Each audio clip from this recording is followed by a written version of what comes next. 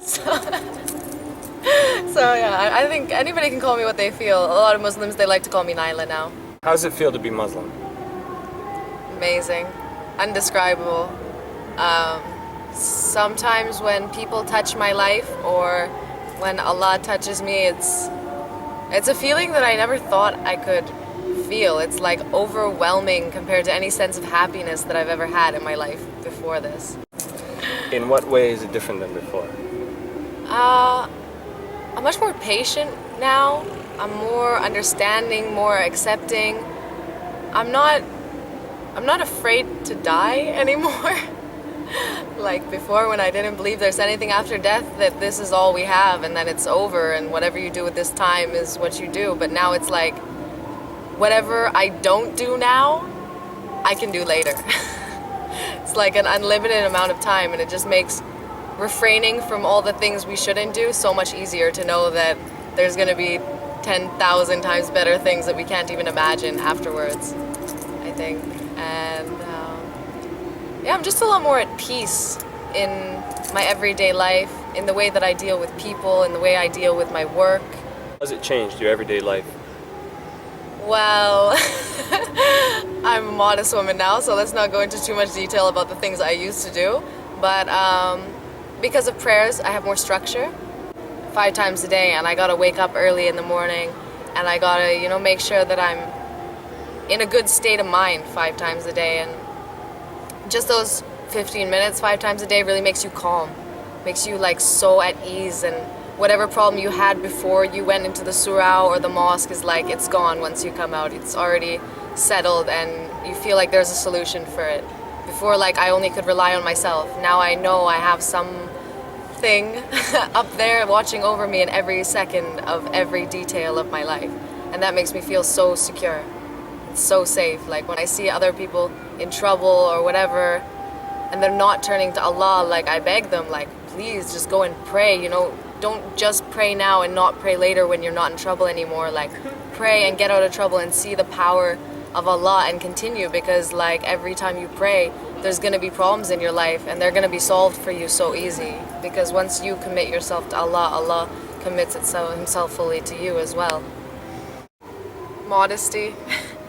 I guess from the beginning, just changing my life 360 degrees. Like, if I were to tell myself 2 years ago that I would be a Muslim now and that I wouldn't be doing anything haram and, you know, I would be working towards a whole different purpose, I wouldn't have believed myself.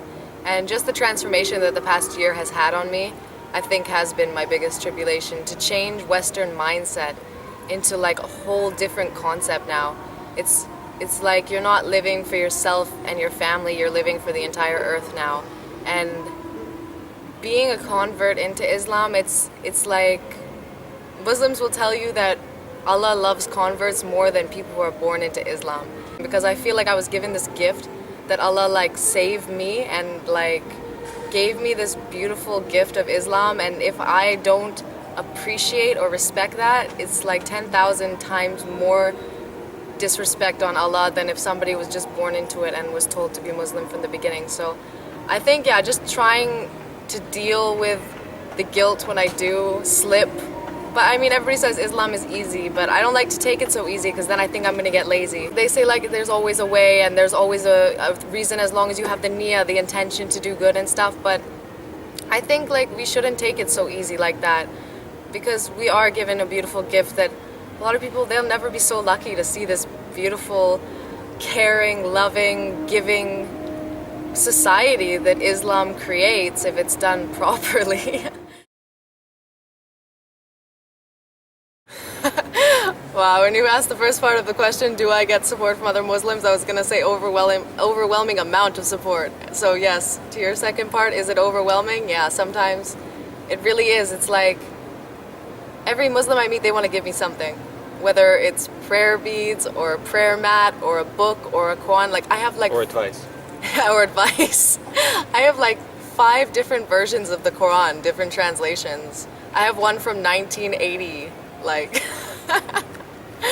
I get some really crazy, cool gifts and advice and support from every Muslim. Like they when I tell them I'm a convert, their face like lights up like, mashallah, I'm so happy to meet you and welcome, and they want to hug me, and just like, you know, if you ever need anything, call me, if you need advice, if you need this. And it's, I never felt like I'm from Canada, so we do have a very good sense of community. Like when you pass by someone on the street, they'll greet you hello and, you know, whatever. So it is kind of like that Islamic value also, but the extent of it in Islam is like, mashallah, amazing. People just, they're so happy to see that you embraced Islam, and they also want your prayers, I think. I guess the dua from converts is big. Maybe they have a little bit of their own intention in there, but genuinely, I think mainly they're just really happy to see somebody have been saved from the dark side. No, I don't need a lot more now. I think I needed a lot more before, but now because I take everything a lot more easy now. And this is the test. This isn't the final frontier, you know, this isn't it. So everything that happens to me in this life, I'm a lot more easygoing on it, I guess. Much more calm. Yeah, much more calm. I've seen myself in a lot of situations recently that I would usually flip out, but kind of remind myself to take a breather and, you know, it's not a big deal. Yeah, I definitely wouldn't accept the fact that I'm wrong before. But maybe it's because I'm stepping into something that I knew nothing, well, little to nothing about. I did know a bit about Islam before. I knew a lot of Muslims, so. Because I don't know anything, I kind of have to be accepting of what people tell me more, and because I'm always looking for new information about Islam. Like I'm always, if I meet somebody who's got good knowledge, I really love to get into their conversation and hear what they have to tell me about Quran or Hadith or the history of Islam and how it's changed today or whatever the topic may be. So I think, yeah, I hope I don't go back to the same way before when I have a lot of knowledge. I don't think I will. I think I'll learn a good lesson from this, because it's good to be able to admit when you're wrong and accept good advice and good information from reasonable sources, I guess. Not from everybody. You do have to be a skeptic, because there's a lot of people who are full of a lot of nothing. I think it's really hard to convert people. Like, Muslims find my story really inspiring, and maybe somebody who's interested in Islam will find it inspiring, but it's not really our job anyway to convert people, because... Is it not? Doesn't say in the Quran. Well, I mean, part. only Allah can guide who He wills. You could give somebody a million pieces of evidence of why the Quran is 100% true and the real last book of Allah, but even then their own stubbornness and the veil that's been put over their hearts by Allah can't be lifted by us. Of course, it's our job to give right information, and where is asked to inspire and to show what a good Muslim is and where the truth of Islam lies. But I mean, if they're not meant to come to Islam, there's nothing really we can do about it. And I think that's the hardest part. I mean, if you see somebody has a very open heart, yeah, do your best, but don't push, never force. Because anybody who's pushed into something won't do it well. I've seen this with somebody who converted recently. He converted because of his girlfriend, and I still see him wearing his cross, and he doesn't really keep up with prayers from what I see. He doesn't come to Friday prayers with us anymore, and I think it wasn't his choice so much to come into Islam, so he doesn't really feel the true spirit of it, as opposed to, maybe to sound a bit full of myself, but me, like, I really dove into it because it was fully my choice. Tons of people have told me about Islam for years and years, and I didn't care. I was, whatever, I'm not gonna join this, and it has nothing to do with me, and it's all lies, or astaghfirullah azim. But yeah, I think if that person's willing to know and willing to open their heart, yeah, do all we can to show them the truth and tell from our own stories and use the Quran as evidence to back it up, because people relate more to something they know is real as opposed to what they know has been in a book. I think it's more the media perception of Muslims that make people turn away from the idea of ever coming to Islam or even looking to be interested possibly in it. I think a lot of Muslims do give a bad perception of Islam too, but mean, you can't judge something based on everything. I study Christianity, I study Buddhism. Mainly, I don't like human influence of religion, which is why I don't base my opinion of religion on people, because if you follow what people are doing, then you're never going to see the truth. You need to really study it. And yeah, before I converted, I read the Quran. Well, I read half of it in Ramadan, but I did a lot of research before. I put a lot of things into practice, such as patience, and I saw the benefits and the fruits of Islam come back to me before I decided. SubhanAllah, Allah sent me a lot of blessings to show me what's the miracle of Islam. So yeah, I did study a lot, and I did make sure that I read at least half the Quran before I converted, because stepping into a religion isn't something small. Muslim girl that happens to be pretty, white, and very blonde has the number of marriage proposals from Arab Muslim boys skyrocketed.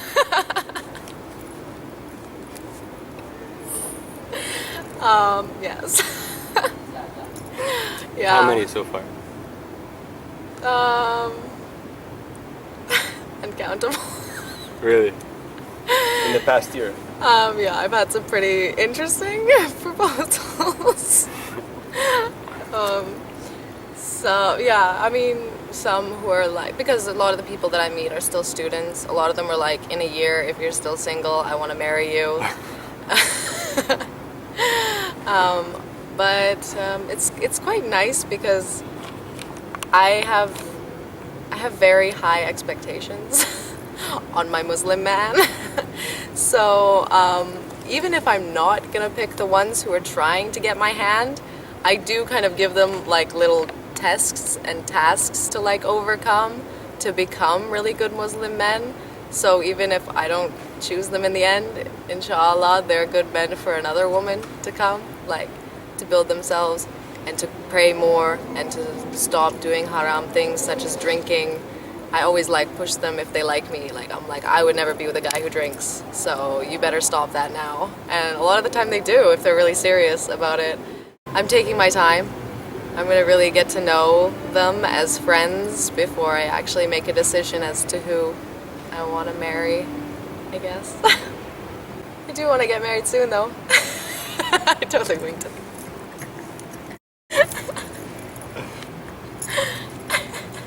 A year. A year? Yeah, I've been Muslim for a year, and I became veiled or with a hijab 2 weeks ago. I actually came to this decision a few months ago. I didn't really understand it before that. I know it says it in the Quran that we should cover from our hair and from our wrists to our ankles. So, but I was sitting at, I went down to the pool one day. I wanted to tan. So I went down in my dress and my bathing suit underneath, and at the pool there was a whole Muslim family. And the women were all at the side in their hijabs and in the shade, and the men were in the pool having fun and playing. And I felt so, and at this point, like, I didn't know that these Islamic values were inside of me. I was so shocked to see me feeling like this. I was so shy to take off my dress. I didn't want to take the attention of their husbands. I didn't want to make them feel uncomfortable. And I ended up not taking off my dress. I put my feet in the water. I listened to music, and I was just thinking about, why do I feel this way, and why does Allah ask us to cover? And it came to the conclusion that men are very visual, as most men will tell you, and they pick their women a lot more based on looks than women pick their men. For women, being a good sustainer, a provider, protection, caring, you know, these are all much more important for women than looks. So it kind of evens the playing field more. Like, being a blonde, white Muslim, I get a pretty good advantage over Arab women. Yeah, and you know, it's a gift, our beauty as women. We were made the beautiful of the two. You know, men are very like a board. They're straight, and you know, they're not much to really look at actually physically. So we were given this gift to be the beautiful creatures on earth, and that gift should be saved for the one we love and the one who we will bear children for.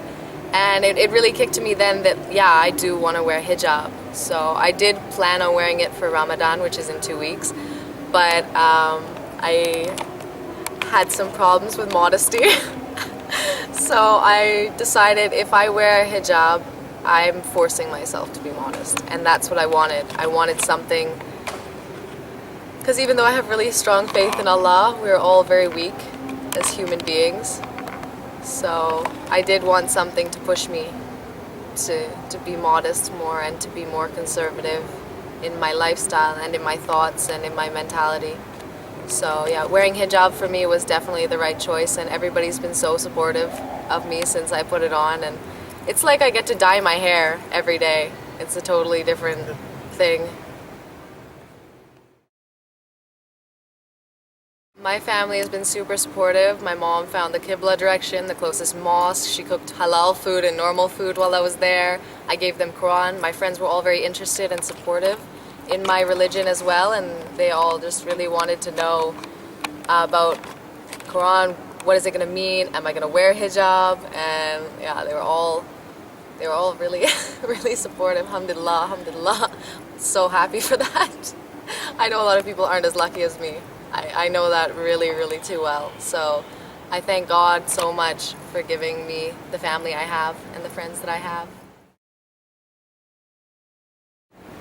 Everything, subhanallah, like just look around you, look at every minute of your life, like every time that you don't get in that car accident, every time that, you know, something comes to you that you thought was impossible to happen, subhanallah, like that guides me to be a better Muslim and to just thank Allah more and more every day.